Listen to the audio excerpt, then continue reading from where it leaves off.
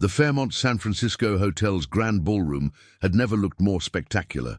Crystal chandeliers cast a warm glow over arrangements of white roses and hydrangeas, while champagne flowed freely among the 400 guests, dressed in their finest attire. This was, after all, the wedding of the year. Tech mogul Jack Thompson, founder of Neurosync, was marrying Brooke Winters, daughter of real estate tycoon William Winters. At 32 years old, Jack stood at the altar in a custom Tom Ford tuxedo, his dark hair perfectly styled, though a rebellious lock kept falling over his forehead despite his best efforts to tame it. His best man, Derek, noticed Jack's fingers tapping nervously against his thigh, a habit from his coding days that emerged whenever he felt anxious. "Dude, relax," Derek whispered. "You look like you're about to debug a fatal error." Jack forced a smile. "Just want everything to be perfect." Perfect. That word had dominated the last 11 months of wedding planning. Perfect venue. Perfect guest list. Perfect merger of two of San Francisco's most influential families. Because that's what this was, wasn't it? A merger. The thought had been creeping into Jack's mind with increasing frequency, but he dismissed it as pre-wedding jitters. The string quartet transitioned to Pachelbel's canon, and the guests rose to their feet. The massive double doors opened, revealing Brooke in a custom Vera Wang creation that had cost more than what most people earned in a year. Her blonde hair was swept into an elegant updo, and her smile was as practiced as it was dazzling. Jack felt his breath catch, but not in the way he'd expected. There was something mechanical about this moment, like watching the execution of a flawlessly written algorithm, predictable, predetermined. As Brooke glided down the aisle on her father's arm, Jack's mind drifted to the last time he'd felt truly surprised by life. It had been 2 years ago, during the early days of Neurosync, when he'd hired a small event planning company for the startup's first major product launch. The owner had been passionate, opinionated, and completely unintimidated by him. Olivia Reed. With her wild, curly hair and tendency to gesticulate enthusiastically when explaining her creative vision, she'd been the antithesis of the polished world he inhabited. They'd argued over every detail, then fallen into bed together after the successful event, beginning a whirlwind 6-month relationship that had burned too bright to sustain. A subtle cough from Derek snapped Jack back to the present. Brooke had reached the altar, her father ceremoniously placing her hand in Jack's with a satisfied smile that seemed to say, "Mission accomplished." The officiator, a distinguished judge who was a family friend of the Winters, began the ceremony with practiced eloquence. "Dearly beloved, we are gathered here today to witness the union of Jack Thompson and Brooke Winters in holy matrimony." Jack's collar felt suddenly tight as he listened to flowery words about love and commitment. His gaze drifted over the sea of faces, tech industry titans, political figures, celebrities, most of whom he barely knew. This was Brooke's world, one he'd increasingly adopted as Neurosync had grown from scrappy startup to industry leader. The judge continued, "If anyone can show just cause why this couple cannot lawfully be joined together in matrimony, let them speak now or forever hold their peace." The traditional line was met with expected silence. Then the distinct sound of the ballroom doors opening caused heads to turn. A woman in a simple emerald green dress stood at the entrance, her curly hair partially tamed into a low chignon, several tendrils escaping around her face. Jack's heart performed a complicated gymnastic routine in his chest. Olivia. She hadn't been invited. There was no reason for her to be here, especially considering how things had ended.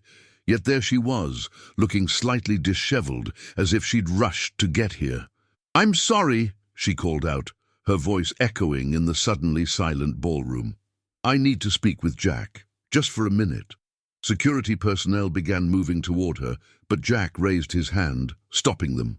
Brooke shot him a look that could have frozen the bay in August. "What are you doing?" she hissed. "I'll handle this," Jack murmured, stepping away from the altar despite the collective gasp from the assembly. He walked halfway down the aisle, meeting Olivia in the middle of the ballroom, conscious of 400 pairs of eyes on them and the furious bride he'd left standing at the altar. "Olivia, what are you doing here?" he asked, keeping his voice low. Her brown eyes were wide, a mix of determination and something else. Fear, perhaps. "I can't let you do this, Jack," she said, not bothering to whisper. "You're making a mistake." Behind him, Jack heard Brooke's sharp intake of breath, followed by murmurs from the guests. "You can't just show up at my wedding and say that," Jack said, fighting to keep his composure. "We haven't spoken in over a year." I know, but I found something about Brooke and her father." Olivia clutched her small purse tightly. "They're using you, Jack. The Winters are nearly bankrupt. This wedding is their financial salvation." Jack stared at her. "What are you talking about?" Before Olivia could explain, Brooke appeared at his side, her wedding gown rustling angrily against the polished floor. "How dare you!" she seethed at Olivia. "Security! Remove this woman immediately!" "Your father's real estate empire is built on sand," Olivia continued hurriedly, as two security guards approached. "They've been secretly selling assets for months. They need access to your company's resources to—" "Enough!" Brooke's face had turned an alarming shade of crimson. "You pathetic, jealous little nobody. You think Jack would believe anything you say? He chose me, not some insignificant event planner he slept with when he was nobody." Jack felt as if he'd been slapped. The Brooke he thought he knew would never speak so cruelly. He looked at his bride with new eyes, seeing the calculation behind her beauty. "Is it true?" he asked quietly. "About your family's finances?" Something flickered in Brooke's eyes, panic, quickly masked by indignation. "You're not seriously listening to her, are you?" Brooke laughed, but the sound was brittle. "Darling, she's obviously delusional. Probably has been stalking you, poor thing." By now, William Winters had joined them, his face a thundercloud. "Thompson, control this situation immediately. We have 400 guests watching this spectacle." "Actually," Jack said slowly, "I'd like to hear what Olivia has to say." William's complexion deepened to purple. "Now you listen to me, boy." "No, you listen," Jack interrupted, surprising even himself. "If what she's saying isn't true, then proving it should be simple enough." Brooke grabbed his arm, her manicured nails digging into his sleeve. "Jack, you're embarrassing me in front of everyone we know. We can discuss any concerns you have after the ceremony. I have proof," Olivia interjected, opening her purse. "Financial records, emails between your father and various creditors. What happened next occurred so quickly that later guests would give conflicting accounts." Brooke lunged toward Olivia, apparently attempting to grab the purse. Olivia stepped back. Brooke stumbled forward, and in her effort to regain balance, she grabbed Olivia's dress. Olivia, still holding her ground, pulled away. The sound of expensive fabric ripping filled the momentary silence, but it wasn't Olivia's simple green dress that had torn. Somehow in the struggle, Olivia's hand had caught on Brooke's elaborate train, and a large portion of the custom Vera Wang now hung in tatters. Brooke's scream could have shattered the crystal chandeliers. "You did that on purpose!" she shrieked, looking at her ruined gown in horror. "You crazy bitch!" The ballroom erupted into chaos. Photographers who had been hired to document the elegant affair were now capturing a very different kind of memorable moment. Guests stood on chairs for a better view, while others pretended to be appalled, while clearly relishing the drama. Jack stood in the middle of it all, watching as his carefully constructed world collapsed around him. And strangely, instead of panic, he felt an unexpected sensation: relief. William Winters grabbed Jack's shoulder. "Fix this," he growled. "Get that woman out of here, calm Brooke down, and let's proceed with the ceremony. We can edit this incident out of the wedding video."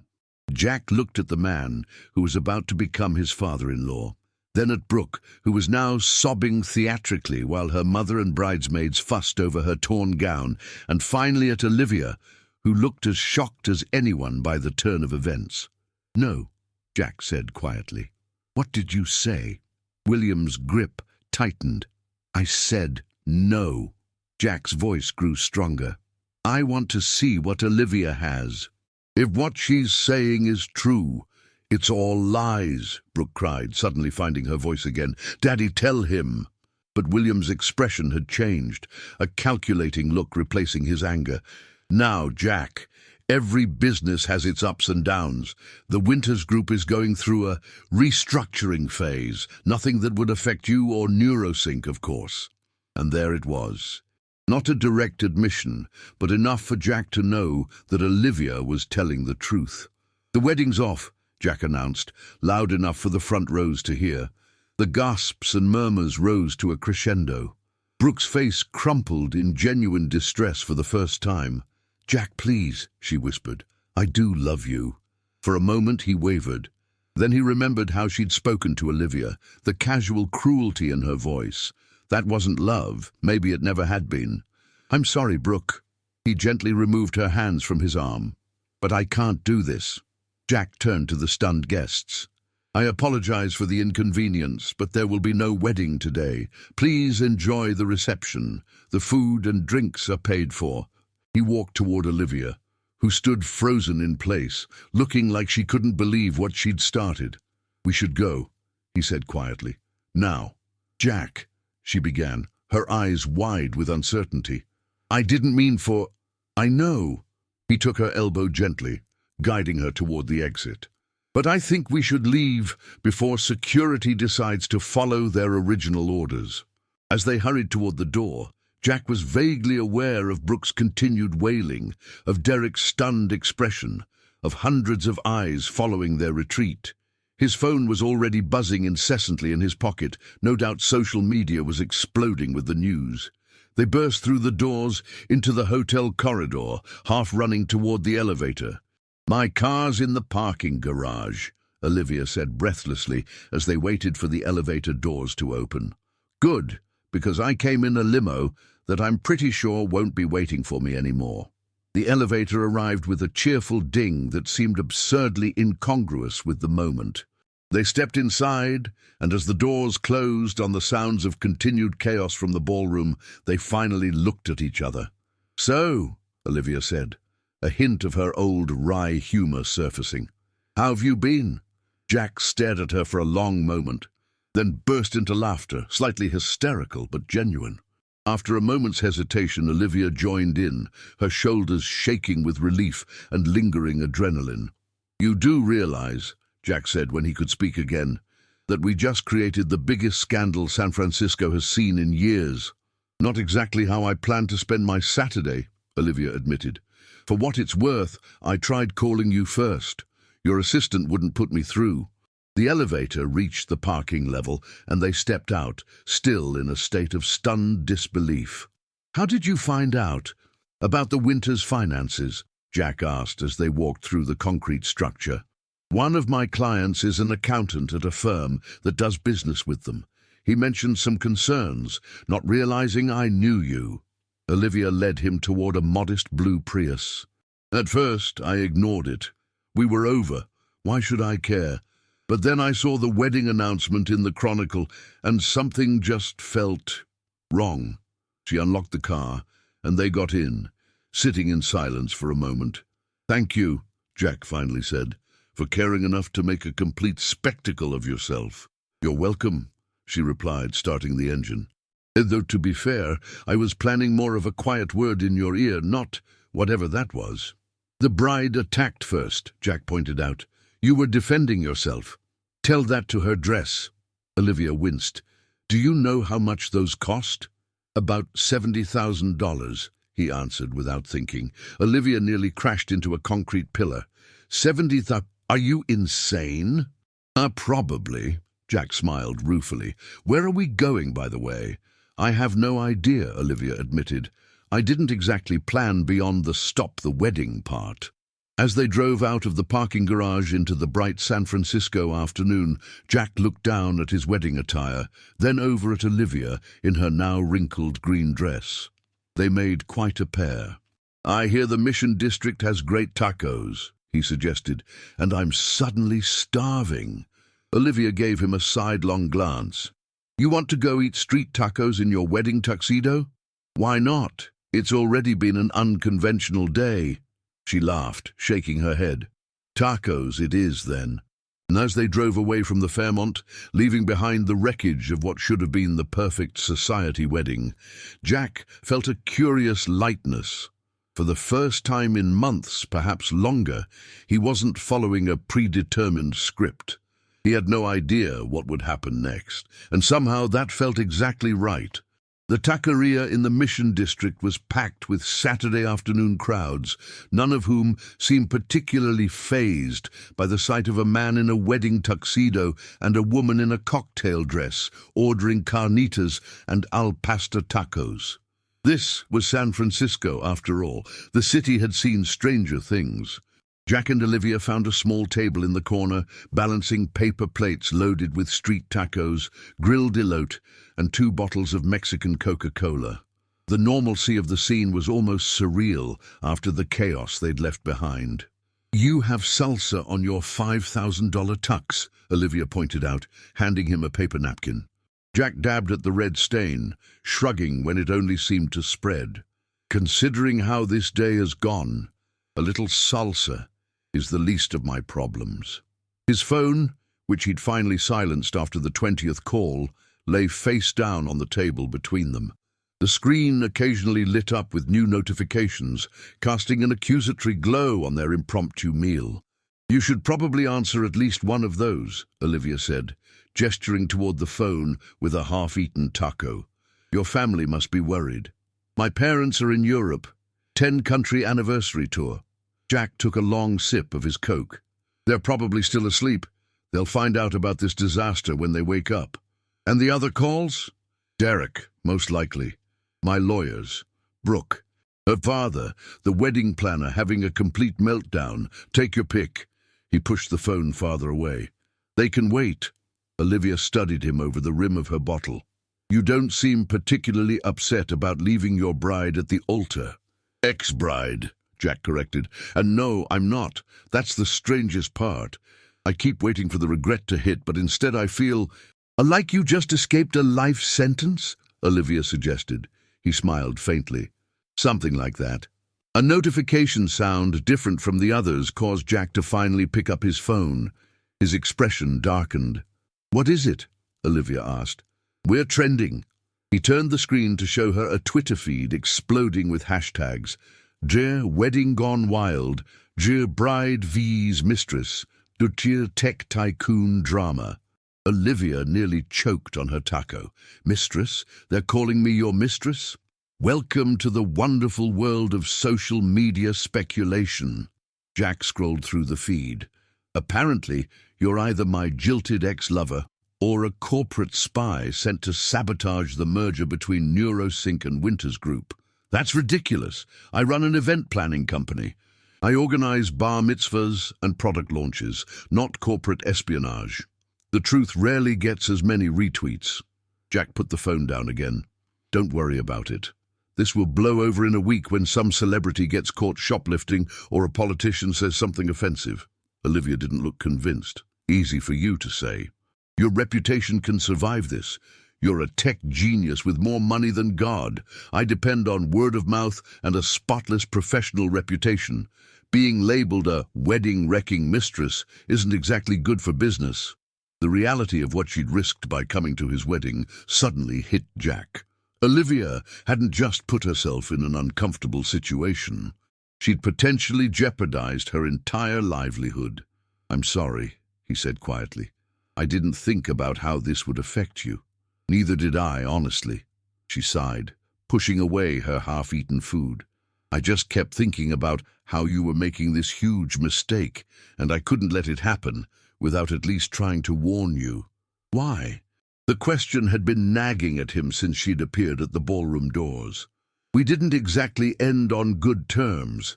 You had no obligation to help me." Olivia's gaze dropped to the table, where she was methodically shredding a paper napkin into tiny pieces. "Because despite everything, I still care what happens to you. Stupid, right?" Before Jack could respond, a young woman approached their table, smartphone in hand, her expression a mix of excitement and uncertainty. "Excuse me," she said, "but aren't you Jack Thompson? From the wedding that just, didn't happen?" Jack's shoulders tensed. "Sorry, you must have me confused with someone else." The woman looked unconvinced. "But I saw the pictures on Instagram. From the Fairmont." She glanced at Olivia. "And you're the woman who—" "Please," Olivia interrupted, her voice firm but kind. "We're just trying to have a quiet meal." "Oh, right, sorry." The woman backed away, but not before surreptitiously snapping a photo. "Time to go," Jack said, gathering their trash. They hurried out of the taqueria, heads down, aware of the curious glances following them. Jack's Uber app showed a 15-minute wait for a car, too long to stand exposed on the sidewalk. "This way," Olivia said, grabbing his hand and pulling him down a side street. "My car's a couple blocks away." They half walked, half jogged through the neighborhood, turning randomly at intersections in case anyone was following. It was absurd. They weren't celebrities or criminals, but the adrenaline of the escape made them both slightly giddy. "Is this what being famous is like?" Olivia asked breathlessly as they finally reached her Prius. "Because if so, you can keep it." "It's not usually this bad," Jack admitted as they got in. "But I don't typically leave socialites at the altar either." Once safely inside the car, they sat in momentary silence, catching their breath. The reality of their situation was starting to sink in. The initial rush of the escape was wearing off, leaving uncertainty in its wake. "Where to now?" Olivia asked, hands resting on the steering wheel. It was a loaded question. Jack couldn't go back to the penthouse apartment he shared with Brooke.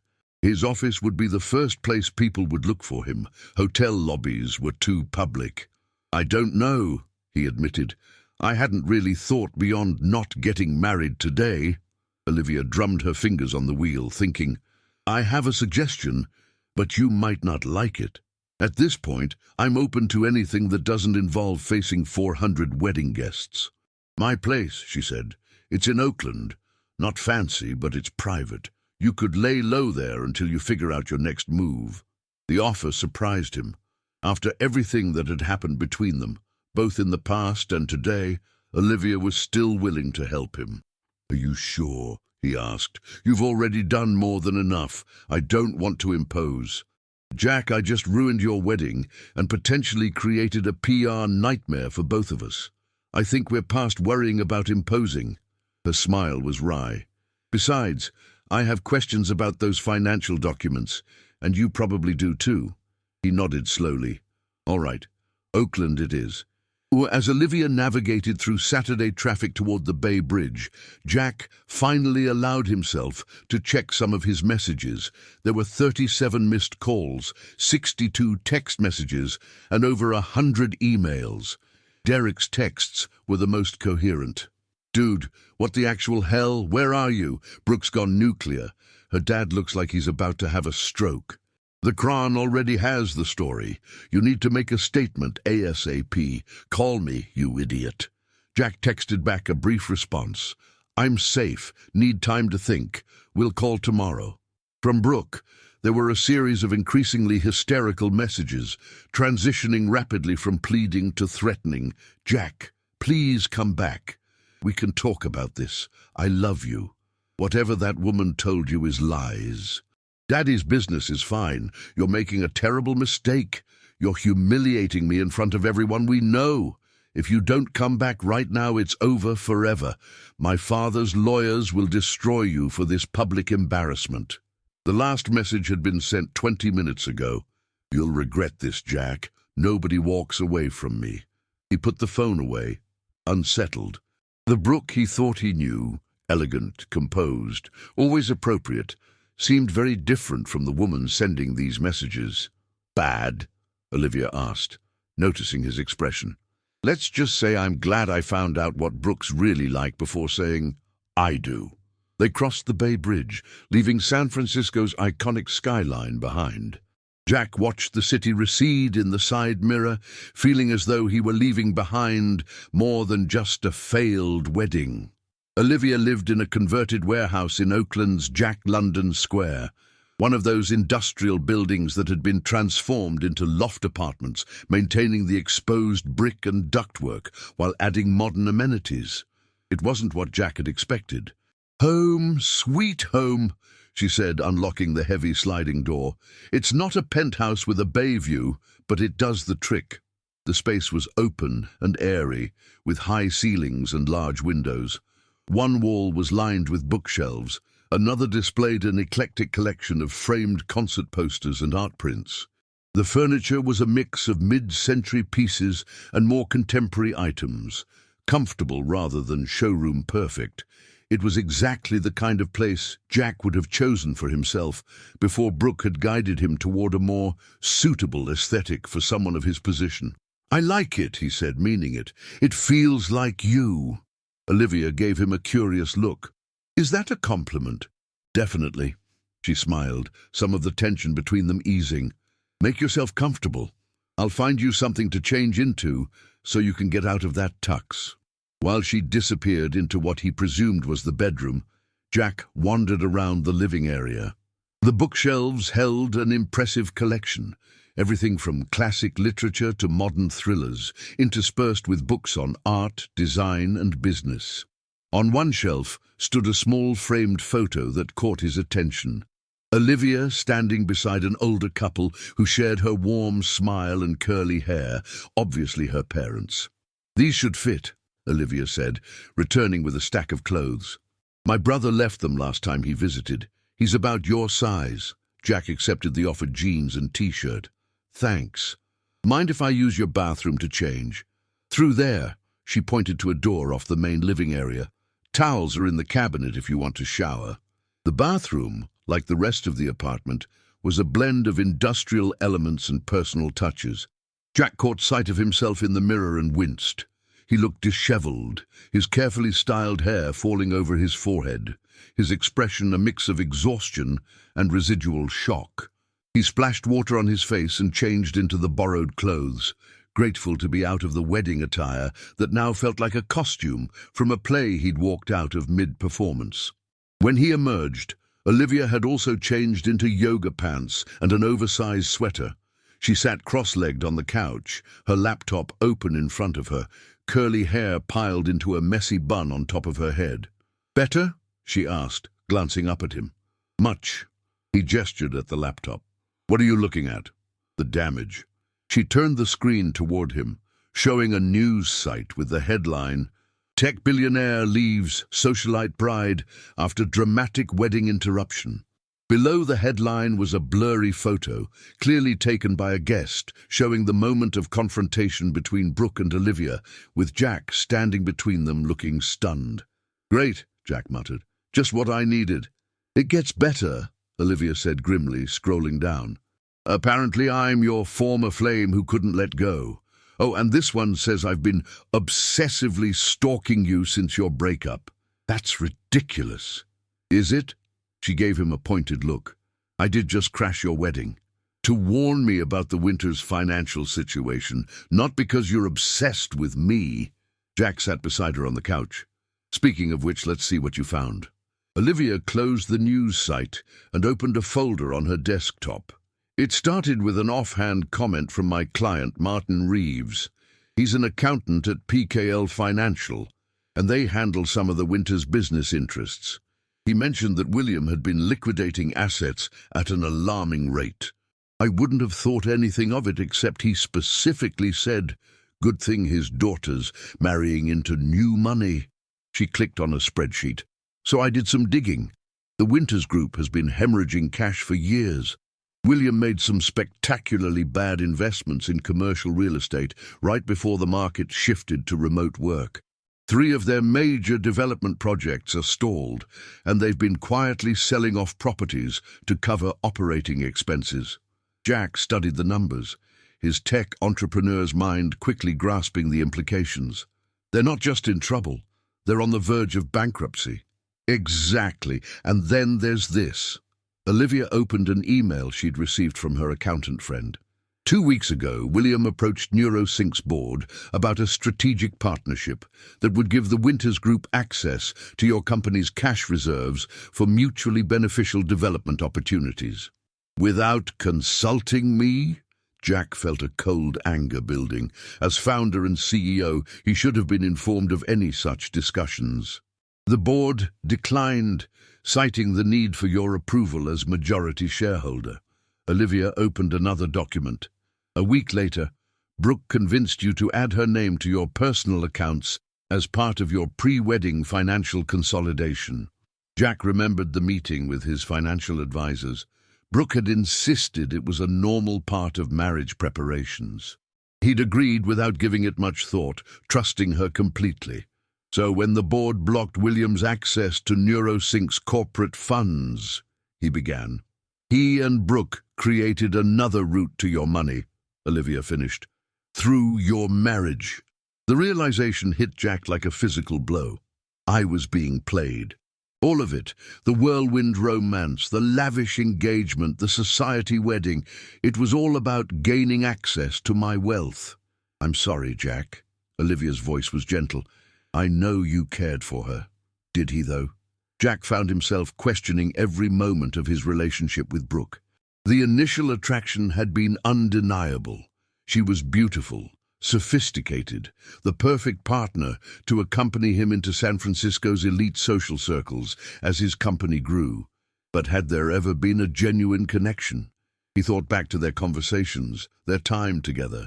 Brooke had always been interested in his work, asking questions about NeuroSync's growth and financial projections. At the time, he'd appreciated her business acumen.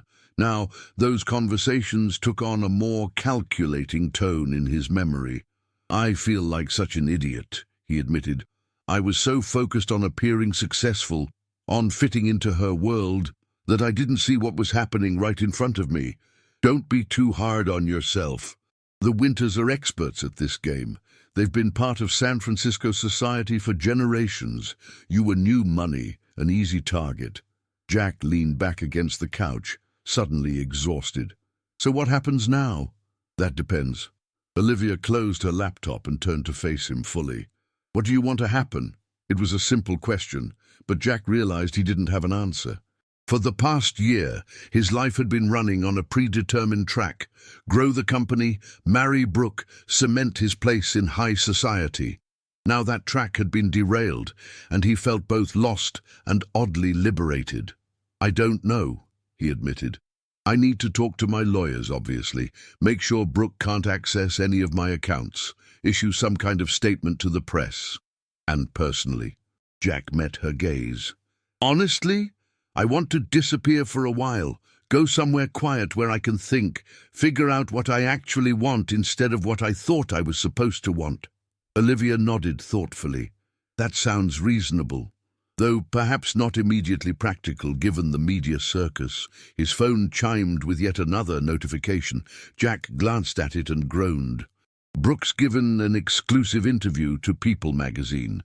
Apparently I've been struggling with commitment issues, and she's heartbroken but hopeful for reconciliation. She works fast, Olivia remarked. Smart move, getting her version out first. I need to respond.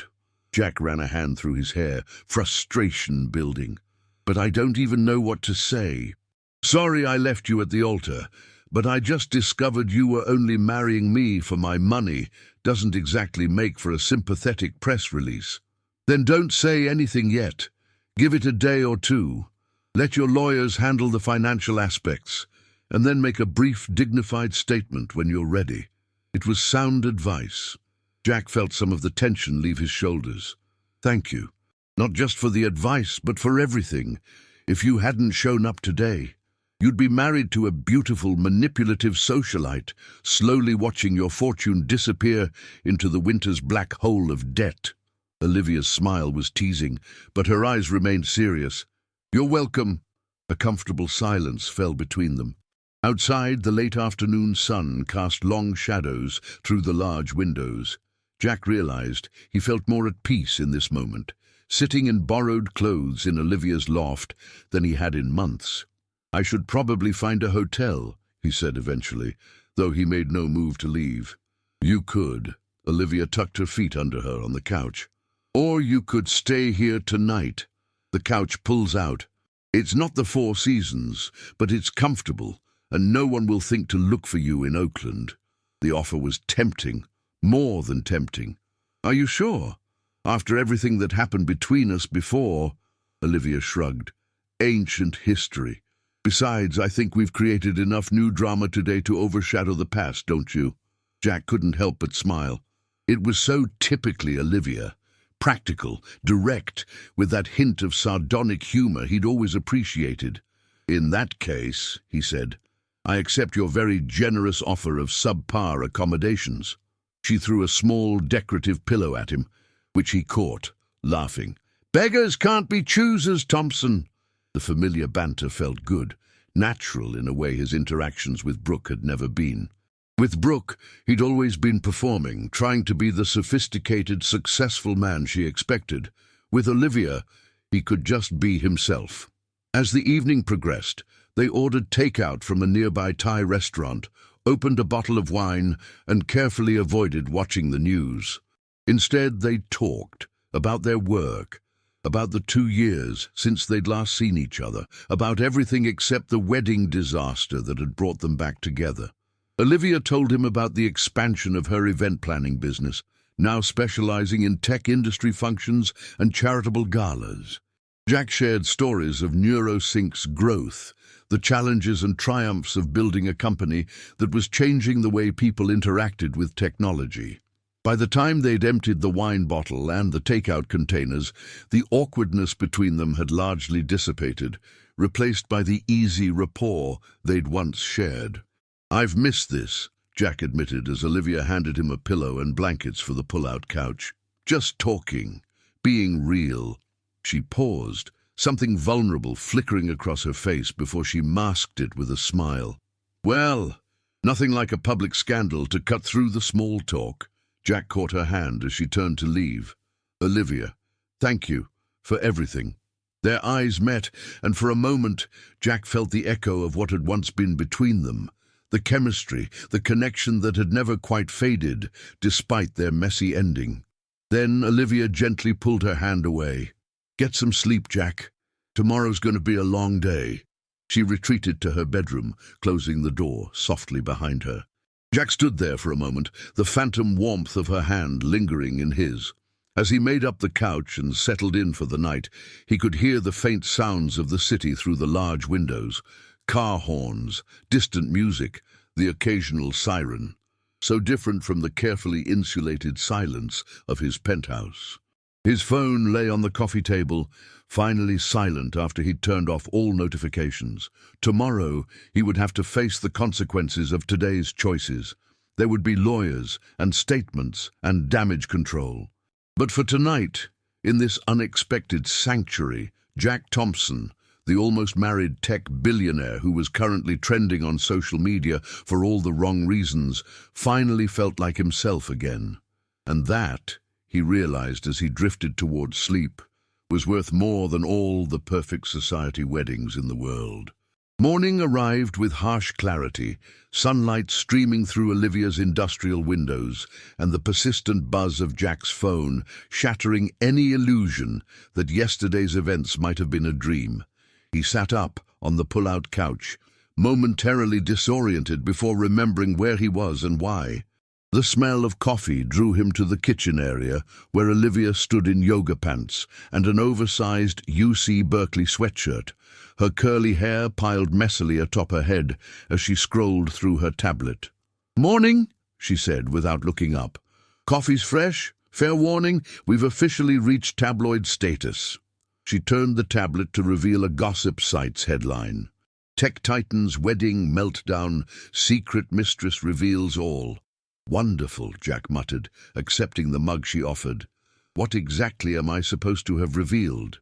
"According to this creative piece of journalism, I'm your long-suffering mistress who couldn't bear to see you marry another woman." Olivia's tone was light, but Jack could see the strain around her eyes. "Apparently, we have a love child hidden away in Europe." Jack nearly choked on his coffee. "They can't just make up stories like that." "Welcome to the age of clickbait." She set the tablet down.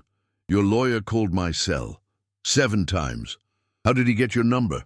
"No idea, but he's persistent. Says it's urgent you contact him immediately." Jack sighed, running a hand through his disheveled hair. "I should call Derek first. He's probably freaking out."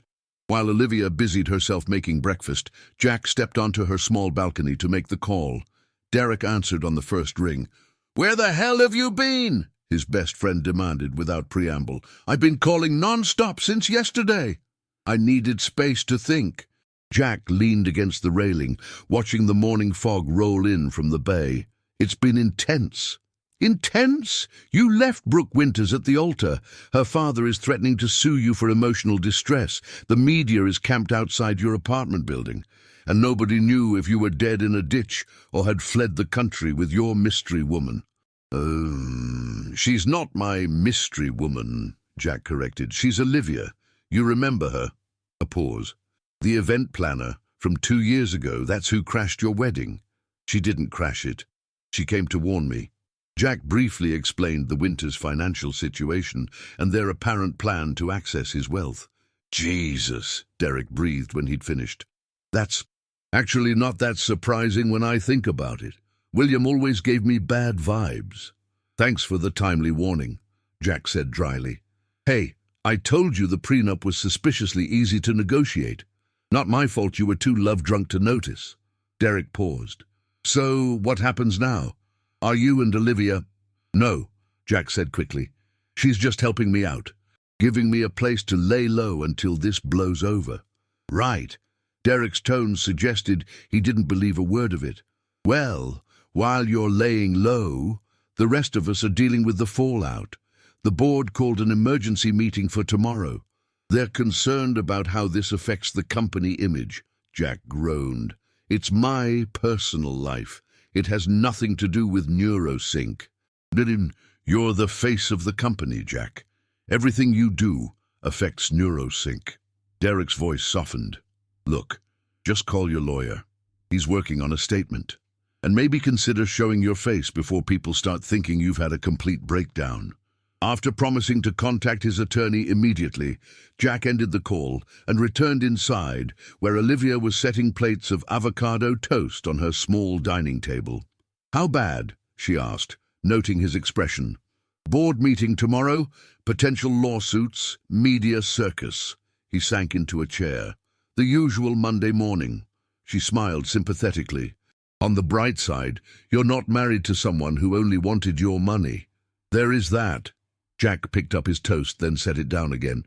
"Olivia, I need to ask you something important." Her expression grew serious. "Okay. How much is your business worth to you?" The question seemed to catch her off guard. "It's everything." "Why?"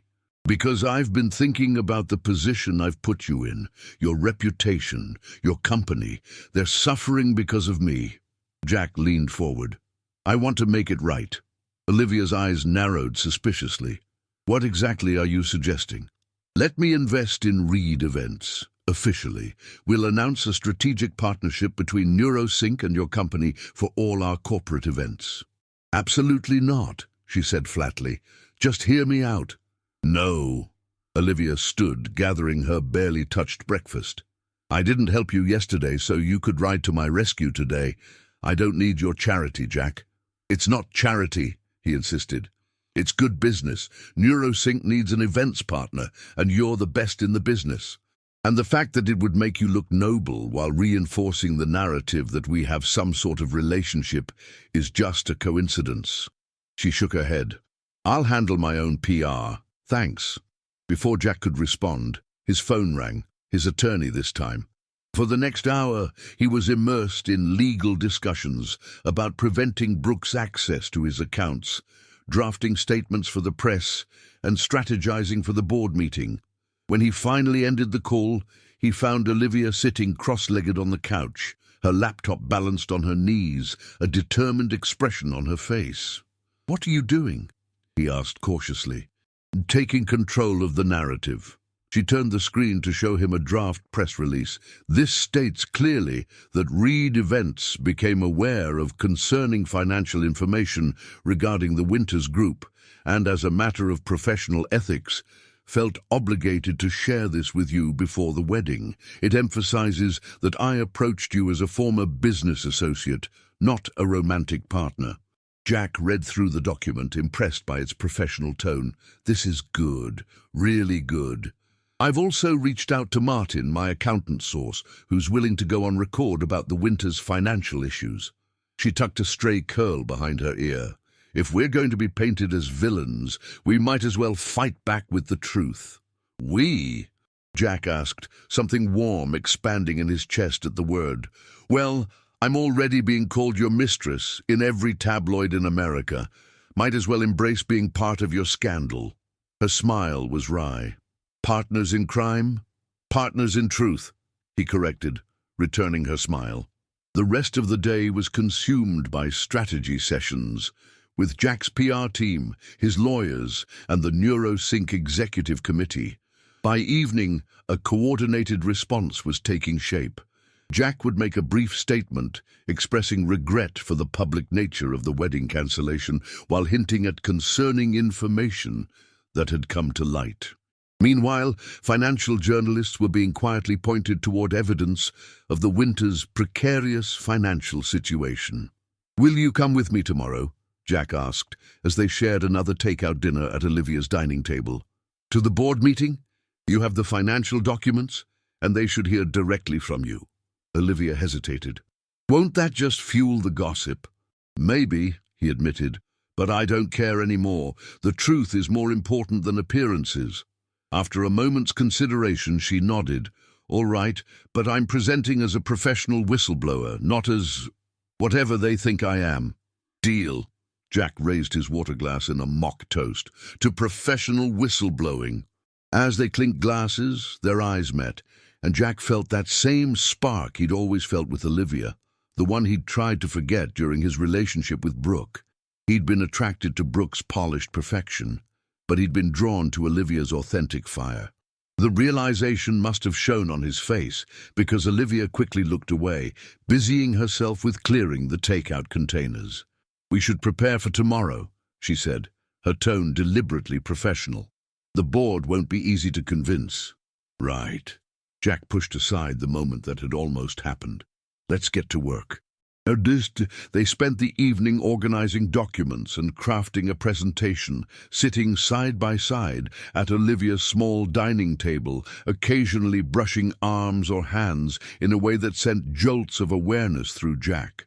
By midnight, they had a compelling case against the Winters, and a clear explanation of why Jack's wedding had ended so dramatically. As they gathered their materials, Jack found himself reluctant to end the evening.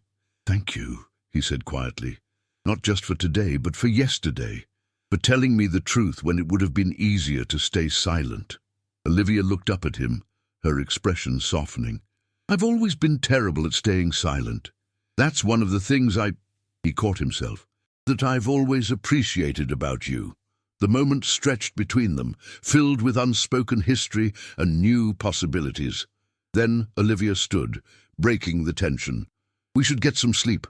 Tomorrow's going to be intense." As Jack made up the pull-out couch again, he reflected on how quickly life could change. 48 hours ago, he'd been preparing to marry Brooke, believing he was stepping into the perfect life. Now he was sleeping on a pull-out couch in Oakland, embroiled in scandal, facing a hostile board meeting, and feeling more alive than he had in years. Morning arrived with a flurry of activity. Showers, coffee, last-minute adjustments to their presentation. Olivia emerged from her bedroom in a sleek charcoal suit, her wild curls tamed into a professional updo, looking every inch the successful businesswoman. "Ready for battle?" she asked, straightening Jack's tie, another loan from her brother's forgotten wardrobe. "As ready as I'll ever be," he replied, trying to ignore how natural this domestic moment felt. The Uber ride to NeuroSync's downtown San Francisco headquarters was tense with anticipation. Outside the gleaming glass building, a small group of reporters had gathered, alerted by some leak about the emergency board meeting. "Heads up, shoulders back," Jack murmured as they approached the entrance. "We've done nothing wrong." Olivia took a deep breath and nodded, squaring her shoulders as camera flashes began to pop around them. "Mr. Thompson, is it true you left your bride for a former girlfriend? Ms. Reed, were you and Jack having an affair throughout his engagement?" The questions were shouted from all directions as they hurried into the building, security guards creating a path through the press. Jack resisted the urge to respond, keeping a protective hand at the small of Olivia's back until they reached the private elevator to the executive floors. "Well, that was fun," Olivia said once the elevator doors closed, her composed facade cracking slightly.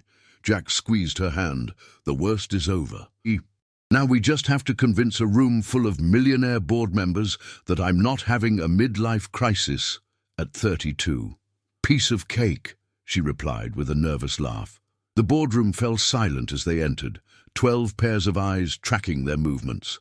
Jack recognized the expressions: concern, disapproval, curiosity, and in a few cases barely concealed amusement. "Gentlemen, ladies," Jack began, taking his place at the head of the table while Olivia sat to his right. "Thank you for meeting on such short notice. I understand you have concerns about recent events." The chairman, Edward Chen, a venture capitalist who'd been with NeuroSync since its inception, leaned forward. "Concerns is putting it mildly, Jack. You've created a PR nightmare that's affecting our stock price. The Winters Group is threatening litigation, and you've been unreachable for 48 hours while speculation runs wild." "I apologize for my silence," Jack said evenly. "But there are things you need to know before passing judgment, information that justified my actions, however unorthodox they might seem." For the next hour, Jack and Olivia presented their evidence, the financial records showing the Winters' impending bankruptcy, William's rejected approach to the board, the timing of Brooke being added to Jack's accounts, and the pattern of behavior suggesting a calculated plan to access his wealth through marriage. As the presentation concluded, the boardroom remained silent for several long moments. Finally, Chen spoke. "If these allegations are accurate, and they appear to be well documented, then your actions, while unconventional, were understandable." Relief washed over Jack. "Thank you for—" "However," Chen continued, "the manner in which this played out has created significant reputational risk for NeuroSync. We need to address this immediately with a unified response." What followed was a productive, if intense, strategy session. By the end of the meeting, a plan was in place. Jack would make a brief, dignified statement citing irreconcilable differences in values and vision as the reason for the wedding's cancellation. The company would quietly brief select financial journalists about concerns regarding the Winters Group's stability. And most importantly, Jack would immediately resume his visible leadership of NeuroSync to demonstrate stability. As the board members filed out, several stopped to shake Olivia's hand, thanking her for bringing the information forward. Jack watched with pride as she handled each interaction with grace and professionalism. "That went better than expected," he said, when they were finally alone. Olivia nodded, the tension visibly leaving her shoulders. "They believed us. That's what matters."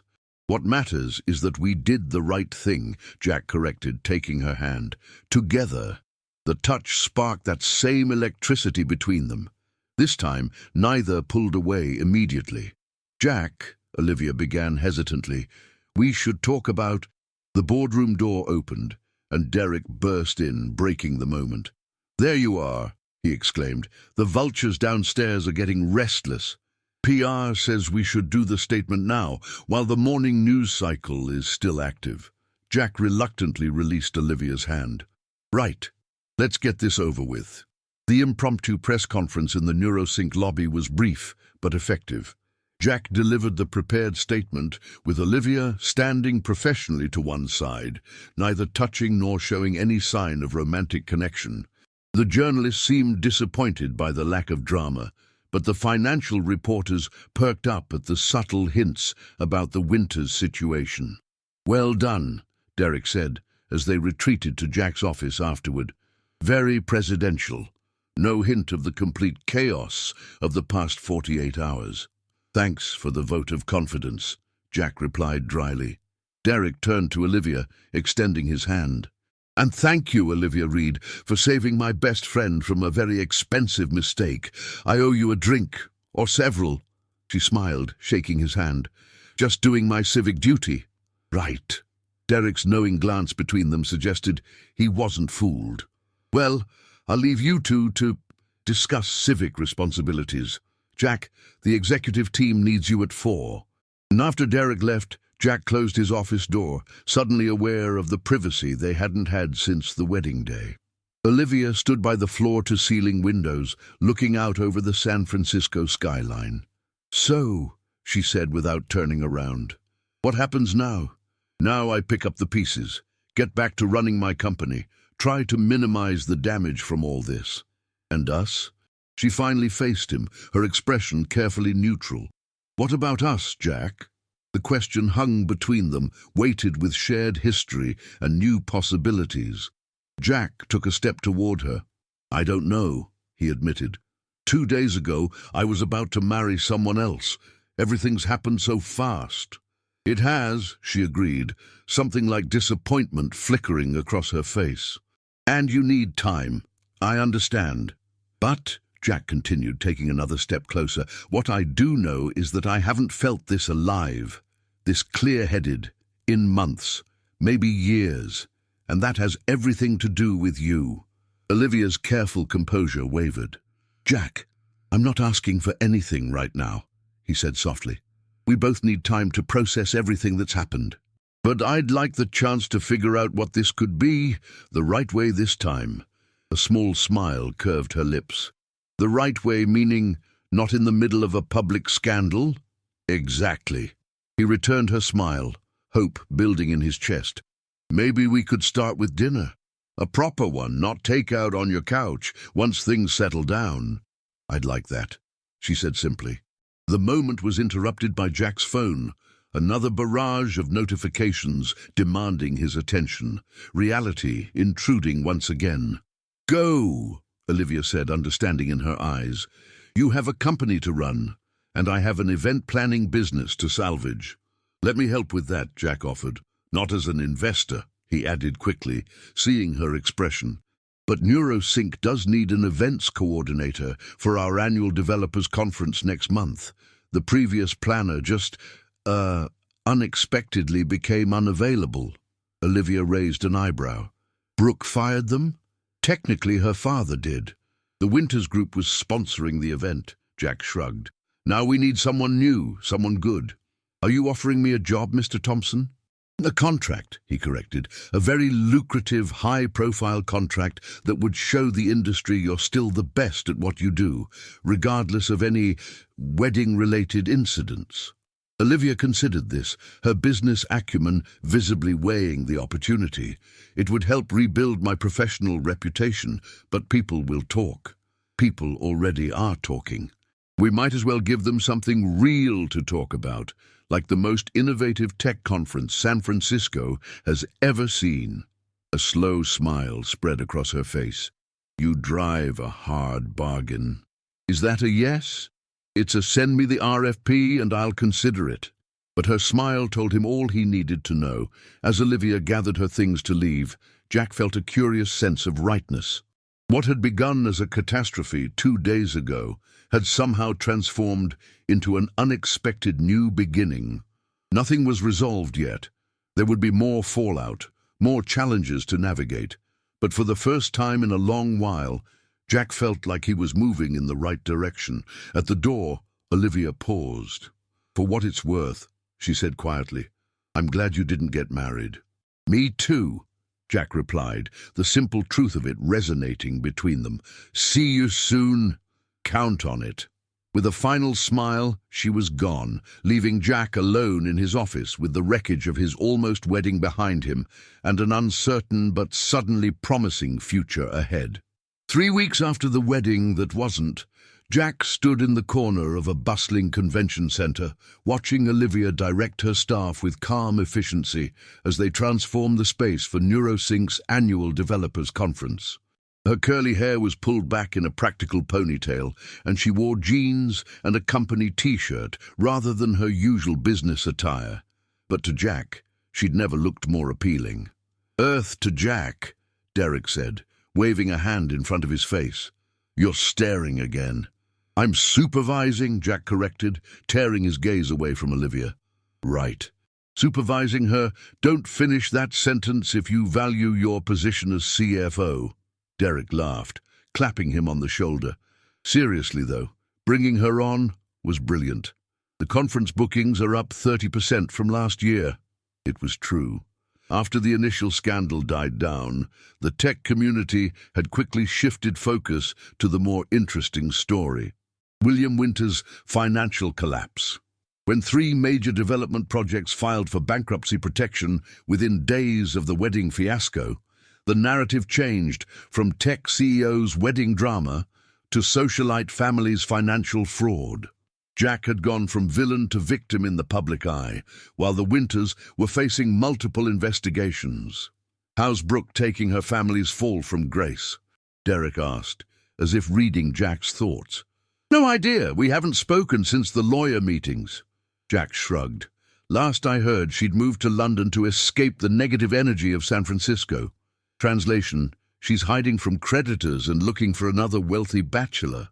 Not my problem anymore. Jack's attention drifted back to Olivia, who was now laughing with one of her assistants as they arranged centerpieces. Professionally speaking, this was the right call. Reed Events is exactly what we needed for this conference. Uh-huh. And personally speaking? Jack gave his friend a warning look. We're taking things slowly. Professional relationship first.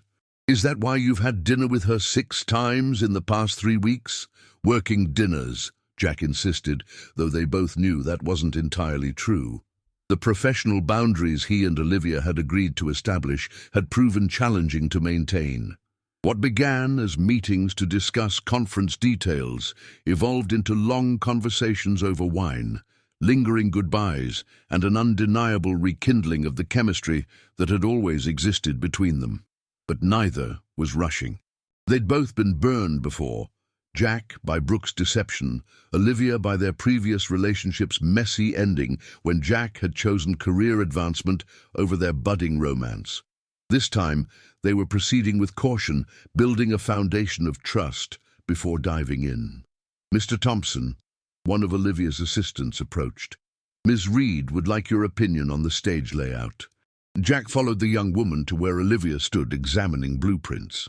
What do you think? She asked, pointing to the design.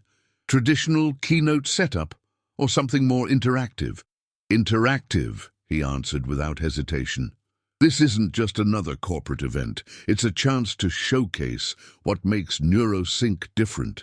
Olivia smiled appreciatively. Exactly what I was thinking. I've designed a stage with multiple levels and integrated technology zones where developers can demonstrate applications in real time. As she walked him through her vision, Jack was reminded of why he'd been drawn to her initially. Her creativity, her passion, the way her eyes lit up when she described something she believed in. It's perfect, he said when she finished. Innovative but practical, just like NeuroSync itself. High praise from the founder. Her smile softened. Are we still on for dinner tonight? To discuss the catering options, of course. Absolutely. Purely professional. Purely, she agreed, though the look they shared suggested otherwise. Later that evening, at a small Italian restaurant far from the tech district, where they were less likely to be recognized, Jack and Olivia sat across from each other, catering portfolios long forgotten beside half-empty wine glasses. The conference is going to be amazing, Jack said, topping off Olivia's glass. You've accomplished more in 3 weeks than our previous planners did in 3 months. The benefit of having something to prove. Olivia twirled pasta around her fork. Nothing motivates like redemption. Is that what this is? Redemption? She considered the question. Partly, but it's also about moving forward, creating something new instead of dwelling on what went wrong. Speaking of moving forward, Jack hesitated, then plunged ahead. These past few weeks, working together, having dinner, it's been good, really good. It has, she agreed cautiously.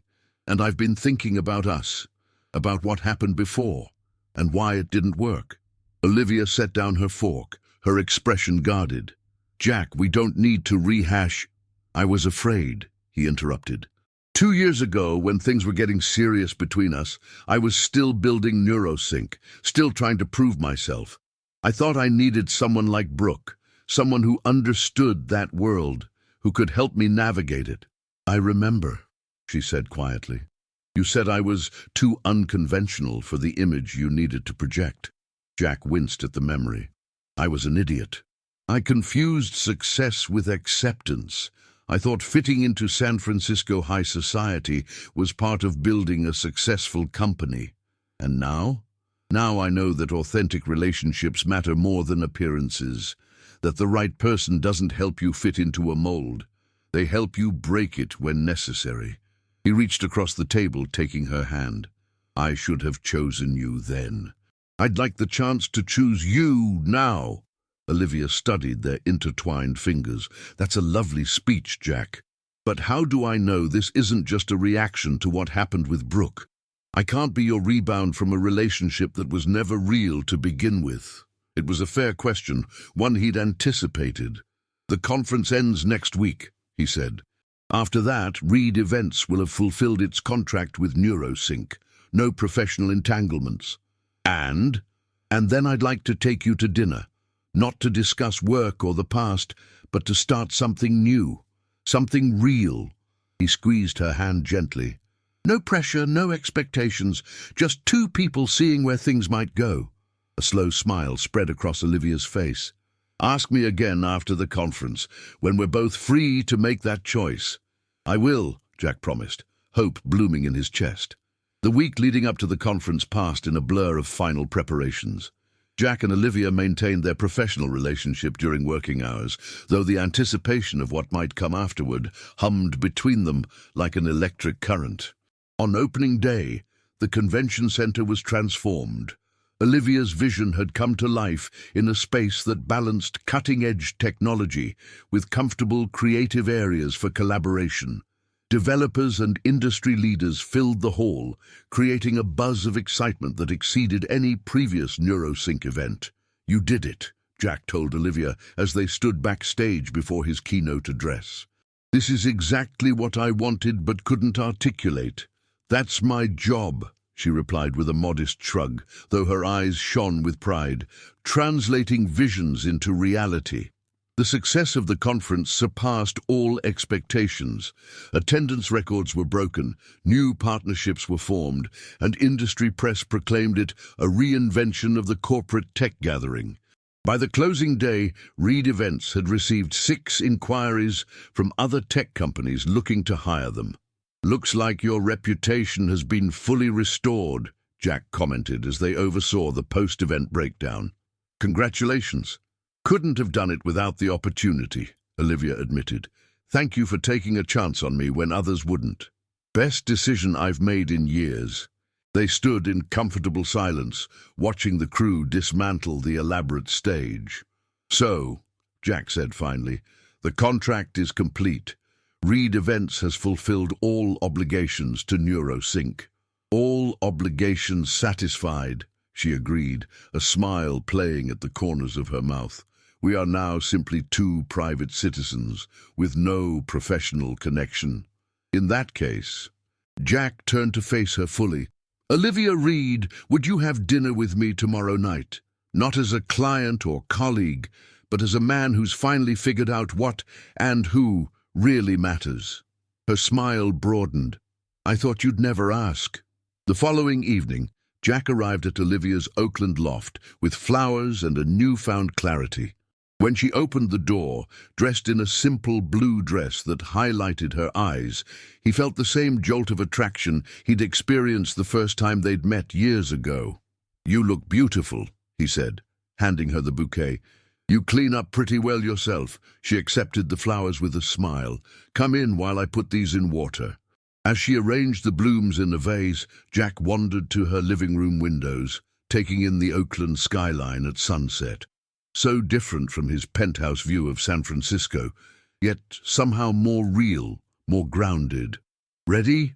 Olivia asked, retrieving her purse. Actually, Jack said, turning to face her, I was thinking we might stay in tonight. I brought this. He held up a bag containing containers from the taqueria they'd visited after the wedding disaster. "Seems fitting for our first official date." Olivia laughed, the sound warming him from within. Perfect. Full circle. They set up dinner at her small dining table, the same place where they'd strategized their approach to the board meeting weeks ago. "To new beginnings," Jack toasted, raising his beer bottle. "And better endings," she added, clinking her bottle against his. As they ate, they shared stories and laughter, the ease between them a testament to both their history and their potential. When Jack reached across the table to take her hand, there was no hesitation in her response. "I've been thinking about what you said," Olivia began, her thumb tracing patterns on his palm, "about choosing me now." "I meant it," Jack said, his voice low and sincere. "I'm not the same person I was 2 years ago, or even 2 months ago. I know what I want now. And what's that? Someone real, someone who challenges me and supports me in equal measure. Someone who isn't afraid to crash my wedding if she thinks I'm making a terrible mistake." He smiled at her surprised laugh. "I want you, Olivia. No conditions, no reservations." She studied him for a long moment, her expression softening. "You know, for a tech genius, you can be remarkably slow sometimes." "How so?" "It took me tearing a $70,000 wedding dress to get your attention." She leaned forward. "Next time, I'm just going to ask you out for coffee." "Next time?" Jack raised an eyebrow. "Planning to save me from another disastrous relationship?" "No," Olivia said simply. "Planning to be your last relationship." The certainty in her voice caught him off guard, but only for a moment. Because he felt it too. This wasn't just a new beginning, it was a homecoming. He stood, pulling her gently to her feet and into his arms. "In that case," he murmured, "we should probably make it official." When their lips finally met, it wasn't the frantic passion of their first relationship or the calculated performance of his time with Brooke. It was something deeper, more honest, a promise of what could be when two people chose each other for all the right reasons. Later, as they sat on her couch watching the lights of Oakland shimmer in the distance, Olivia rested her head on Jack's shoulder. "What will people say?" she asked, a hint of mischief in her voice. "The tech mogul and the wedding-wrecking event planner? They'll say, I finally got it right." Jack pressed a kiss to her curls, "and that sometimes the best things in life come from the most unexpected disruptions." Speaking of disruptions, Olivia sat up suddenly, reaching for her laptop. "Have you seen this?" She pulled up a news site featuring a familiar face, Brooke Winters, looking considerably less polished than in her society days, standing beside a grim-faced William outside a London courthouse. "Winters Group files for international bankruptcy protection amid fraud allegations," the headline read. "Karma works quickly these days," Jack commented, feeling no satisfaction, only a distant sense of having narrowly escaped. "Let's not dwell on the past," Olivia suggested, closing the laptop. "We have much better things to focus on." As she curled back into his side, Jack realized how right she was. The scandal that had seemed so catastrophic had actually been his salvation, leading him back to the woman who had always seen the real him, not just the successful facade. "Thank you," he said softly, "for being brave enough to stop my wedding." Olivia smiled up at him. "Thank you for being smart enough to listen." Outside, the city continued its evening rhythm, cars honking, music playing, lives unfolding in countless apartments and houses. But in Olivia's cozy loft, Jack Thompson had finally found what he'd been searching for all along. Not perfection, but authenticity. Not a picture-perfect life, but a real one. And that, he now understood, was worth more than all the society weddings in the world. 6 months after the wedding disaster that had unexpectedly changed their lives, Jack and Olivia had settled into a relationship that felt both familiar and entirely new. After years of misalignments and missed opportunities, they'd finally found their rhythm together. Jack had moved out of his sterile penthouse, too many memories of Brooke there, and purchased a Victorian home in San Francisco's Noe Valley, a neighborhood that balanced his need for privacy with Olivia's desire for community. She still kept her Oakland loft for now, but spent most nights at the new house, gradually filling the space with her warmth and personal touches. On this particular Saturday morning, Jack stood in his kitchen, watching Olivia make pancakes, her curly hair piled messily atop her head, wearing one of his t-shirts and humming to herself. The domesticity of the moment struck him with unexpected force. "What?" she asked, catching his stare. "Do I have flour on my face?" "No," he said, smiling. "I was just thinking how right this feels." She flipped a pancake with expert precision. "What, me making you breakfast? Don't get used to it, Thompson. I'm not a traditional girlfriend." "Thank God for that," he replied, stealing a kiss as he passed her to get coffee. "Traditional nearly destroyed me." It was true. In the months since escaping his wedding to Brooke, Jack had embraced a different kind of life, less concerned with appearances, more focused on substance. He'd restructured NeuroSync's leadership to allow himself more personal time, started a charitable foundation supporting tech education in underserved communities, and even adopted a rescue dog named Algorithm, Allie for short. Meanwhile, Reed Events had flourished, becoming the go-to planner for tech industry functions. Olivia had hired 3 new staff members and was considering expanding to Los Angeles. The wedding incident, as they now jokingly called it, had paradoxically boosted both their careers. Jack was seen as more authentic and relatable, while Olivia had developed a reputation for uncompromising integrity. Their phones chimed simultaneously, interrupting breakfast. "Please tell me that's not work," Olivia groaned. "Worse," Jack said, checking his screen. "It's Derek, reminding us about his engagement party tonight. I still can't believe he's getting married. He always seemed like such a perpetual bachelor." "He was," Jack agreed, "until he met Sophia." Derek's whirlwind romance with a brilliant environmental engineer had surprised everyone, especially Jack. His formerly commitment-phobic best friend had proposed after just 4 months of dating. "We should start getting ready," Olivia said, gathering the breakfast dishes. "The party's at 7, and I promised Sophia I'd come early to help set up." "Of course you did," Jack teased. "Can't help planning events, can you?" She flicked water at him. "It's called being supportive. Besides, I need to scope out the venue for research purposes." The venue was a rooftop garden at the California Academy of Sciences, where Sophia worked as a sustainability consultant. As they drove there later that afternoon, Jack seemed unusually quiet. "Everything okay?" Olivia asked, placing a hand on his knee. "You're not still upset about Derek beating you to the altar, are you?" Jack gave a short laugh. "Hardly. I think I've had enough altar drama for one lifetime."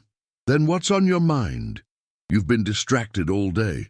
"Just thinking about work," he said vaguely. "New neural interface project." It wasn't entirely a lie. He had been thinking about work, specifically a small velvet box hidden in his desk drawer at the office. He'd purchased the ring 3 weeks ago, but hadn't found the right moment to propose. Or perhaps he hadn't found his courage. The rooftop garden was transformed for the evening, with twinkling lights strung among native California plants and the glass dome of the planetarium glowing nearby. Jack watched Olivia slip effortlessly into event mode, adjusting centerpieces and checking the catering setup while chatting with Sophia. "She's something else, isn't she?" Derek said, appearing at Jack's side with 2 glasses of champagne. "She is," Jack agreed, accepting the drink. "Congratulations, by the way. Never thought I'd see the day." "Neither did I." Derek clinked his glass against Jack's. "But when you know, you know. That's simple, huh?" "Terrifyingly simple." Derek studied his friend. "So when are you going to ask her?" Jack nearly choked on his champagne. "What makes you think—" "Please, you've had that 'I'm planning something big' look for weeks. Same expression you had before launching NeuroSync." Derek clapped him on the shoulder. "Plus, you asked me about Sophia's ring designer so subtle." "I've been trying to find the right moment," Jack admitted. "Something special, but not too flashy. Olivia hates spectacles. Says the woman who dramatically interrupted your wedding. Fair point. As the evening progressed, Jack found himself increasingly distracted, the weight of the decision pressing on him. He'd been planning to wait, to create the perfect moment, but watching Derek and Sophia's happiness, he wondered why he was delaying. He and Olivia had already navigated scandal, financial intrigue, and professional complications. They'd rebuilt their careers and relationship from the ashes of a very public disaster. What was he waiting for? The party was in full swing when Jack pulled Derek aside. "I need a favor." 20 minutes later, the planetarium dome darkened as guests were invited inside for what was announced as a special engagement presentation. Olivia gave Jack a questioning look as he led her to seats in the center. "Did you know about this?" she whispered. "Just go with it," he replied, squeezing her hand. The dome above them lit up with stars, the projection system creating an immersive night sky. Derek's voice came over the speakers, welcoming everyone and thanking them for celebrating his and Sophia's engagement. "Before we continue," Derek said, "there's a surprise addition to tonight's program. Jack, you're up." Olivia turned to Jack with wide eyes as he stood, suddenly realizing what was happening. "Jack, what are you—" "I'll be right back," he promised, making his way to the center of the planetarium. Under the projected stars, Jack cleared his throat. "First, I want to apologize to Derek and Sophia for hijacking part of their engagement celebration, but given how our story began, it seemed fitting to have witnesses for this next chapter." The crowd murmured with anticipation as the star projection shifted, forming constellations that outlined familiar shapes: a taco, a conference stage, a Prius, the Oakland skyline, their story in stars. "Olivia," Jack continued, finding her face in the dimly lit crowd, "6 months ago, you saved me from making the biggest mistake of my life. You risked everything, your reputation, your business, your dignity, to tell me the truth when it would have been easier to stay silent." He moved toward her, each step deliberate. "That day, standing in the chaos of a ruined wedding with no plan and no idea what came next, I felt something I hadn't felt in years. Freedom. The freedom to be myself, to make choices based on what I truly wanted, not what I thought I should want." Jack reached her row and knelt beside her seat, taking her hands in his. "And what I want, what I've always wanted when I was honest with myself, is you. Not because you fit some image of what a tech entrepreneur's partner should be, but because you challenge that image entirely. You remind me daily that authenticity matters more than appearances, that real connection outweighs social convenience, and that sometimes the most beautiful things come from unexpected disruptions." Olivia's eyes glistened in the starlight as Jack reached into his pocket, producing a small velvet box. "I was going to wait to plan some elaborate perfect moment," he said softly. "But then I realized our relationship has never been about perfection. It's been about reality, with all its messy, wonderful complications." He opened the box, revealing a unique ring with a center sapphire, surrounded by smaller diamonds. Nothing like the massive traditional diamond he'd given Brooke. "Olivia Reed, event planner extraordinaire, wedding crasher, truth-teller, and love of my life. Will you marry me? Preferably with considerably less drama than my last attempt at a wedding." The planetarium fell completely silent, all eyes on Olivia as she looked from the ring to Jack's face, tears spilling onto her cheeks. "On one condition," she finally said, her voice steady despite the tears. "Anything. No $70,000 dress." The room erupted in laughter and applause as Jack slipped the ring onto her finger. "Deal." He pulled her to her feet and into his arms, their kiss illuminated by the stars above and the flashes of countless phones around them. "I can't believe you proposed at someone else's engagement party," Olivia whispered against his lips. "So much for avoiding spectacles." "I learned from the best," he replied with a grin. "Nothing says, 'I love you,' quite like upstaging someone else's big event." Derek approached them, champagne glasses in hand. "Congratulations, you attention-stealing jerk," he said good-naturedly. "Sophia and I expect to hijack your wedding as payback." "You'll have to get in line," Jack replied, his arm tight around Olivia's waist. "I have a feeling the press might beat you to it." Sure enough, by morning, Yash's proposal, not sabotage, was trending on social media, with candid photos of their planetarium moment spreading across the internet. But this time, the coverage was celebratory rather than scandalous, the culmination of a modern romance that had begun with torn wedding dress and ended, or rather continued, with a ring of stars. Jack and Olivia spent Sunday morning in bed, scrolling through congratulatory messages and ignoring the occasional request for interviews. "We should probably start thinking about the wedding," Jack said, kissing her shoulder.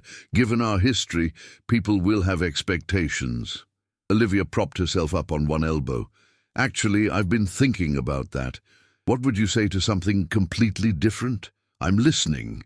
No big ceremony, no hundreds of guests we barely know. Just us, somewhere beautiful, with only the people who really matter." Jack considered this. "No society wedding? No networking opportunity? My board might have a collective heart attack." "Your board will survive," she replied, tracing patterns on his chest. "The question is, would you be happy with something small and authentic instead of something large and impressive?" 6 months ago, I would have struggled with that question," Jack admitted. "Now," he captured her hand, pressing a kiss to her palm. "I just want to marry you, Olivia. The rest is details." She smiled, the morning light catching the sapphire on her finger. "Then let's focus on what matters and let go of the rest." As they lay there planning their future, Jack marveled at how different his life had become from the path he'd nearly taken. Had Olivia not found the courage to stop his wedding that day, he would now be trapped in a loveless marriage, his fortune slowly draining away to support the winter's crumbling empire. Instead, he woke each morning beside a woman who challenged and championed him in equal measure, who had seen through the facade of success to the person underneath, and who had risked everything to save him from himself. "Thank you," he said suddenly, pulling her closer. "For what?" "For tearing the dress." Olivia laughed, the sound filling the sunlit bedroom. "Best career move I ever made." And as Jack held her, he silently agreed. Some disasters weren't disasters at all, but redirections to the path they should have been on all along. "Are you sure about this?" Derek asked, straightening Jack's tie for the 3rd time. "It's not too late to rent out the 4 Seasons instead." Jack swatted his best man's hands away. "Stop fussing. This is exactly what we want." And 1 year to the day after Olivia had burst into the Fairmont Ballroom and changed the course of their lives, Jack Thompson stood on a cliff overlooking the Pacific Ocean in Big Sur. Instead of 400 guests, only 30 close friends and family members were gathered on the wooden deck of a secluded coastal home they'd rented for the weekend. There was no string quartet, no elaborate floral arrangements, just wildflowers in mason jars, fairy lights strung overhead, and the sound of waves crashing against the rocks below. It was about as far from his nearly wedding to Brooke Winters as possible, and that was precisely the point. "Your parents seem happy," Derek commented, nodding toward where Jack's mother and father chatted with Olivia's parents, the two families having bonded immediately over their shared relief that their children had finally found their way to each other. "They're thrilled," Jack confirmed. "Dad said he always thought Brooke was too polished to be real. And apparently he was just waiting for me to come to my senses. Smart man. Wish he'd mentioned it before the $70,000 dress was torn." Jack smiled, remembering how his parents had laughed when he'd finally told them the full story. They'd been traveling in Europe during the wedding fiasco and had missed the live scandal, learning about it only through filtered media reports.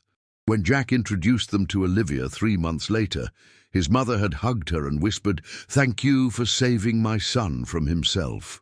The wedding planner, a former competitor of Olivia's who had been ecstatic to get her business, appeared at Jack's elbow. "5 minutes, Mr. Thompson. We're ready when you are." Jack took a deep breath, looking out at the ocean.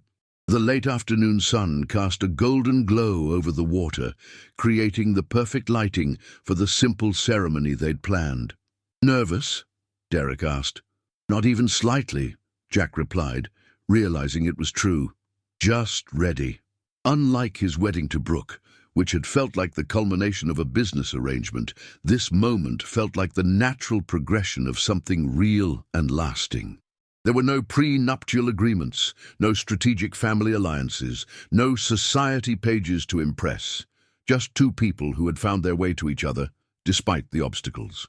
The small group of guests took their seats as soft guitar music began. Jack moved to the simple wooden arch decorated with eucalyptus branches and white roses.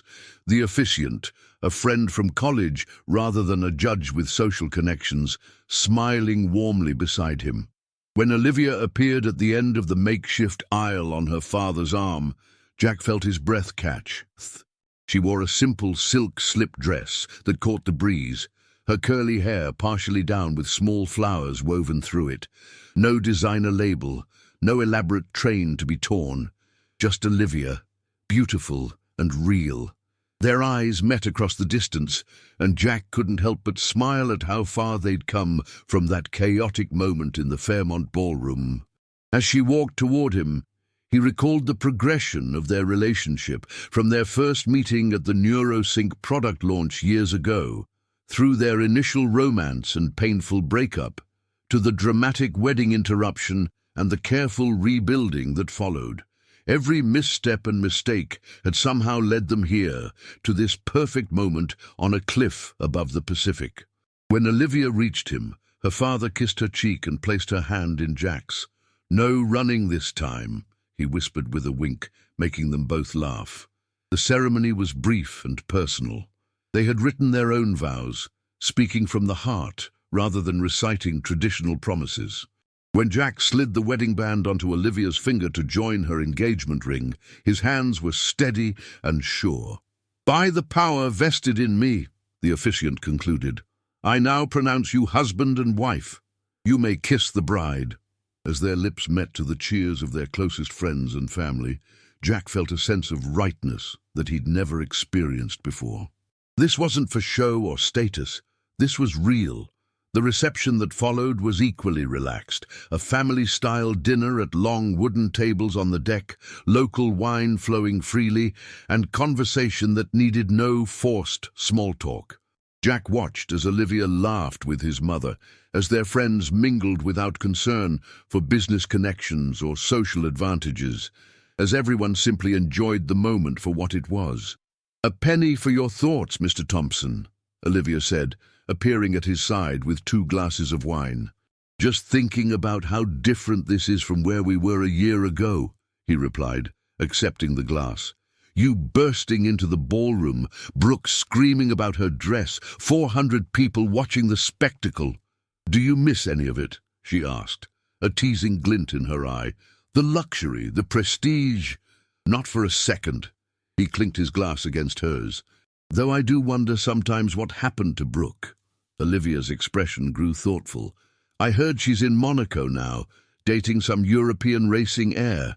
Apparently the winter's bankruptcy didn't affect her social prospects much." "Good for her," Jack said, genuinely meaning it. "I hope she finds what she's looking for." Spoken like a man who already has. "I do," he agreed, pulling her closer. "More than I knew was possible." As the evening progressed, they danced under the stars to a small band playing their favorite songs, cut a simple but elegant cake, and laughed as Derek gave a toast that managed to be both touching and hilariously inappropriate.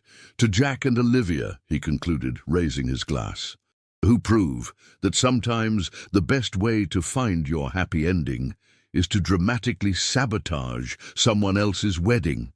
Everyone laughed, including Jack's parents, who had long since decided that the scandal had been worth it to see their son truly happy.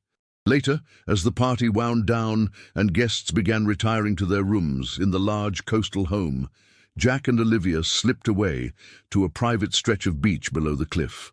They kicked off their shoes, Olivia holding the hem of her dress above the sand as they walked along the water's edge. "Mrs. Thompson," Jack said, testing the name. Ms. Reed Thompson, she corrected with a smile. I did keep my professional name, remember? Of course.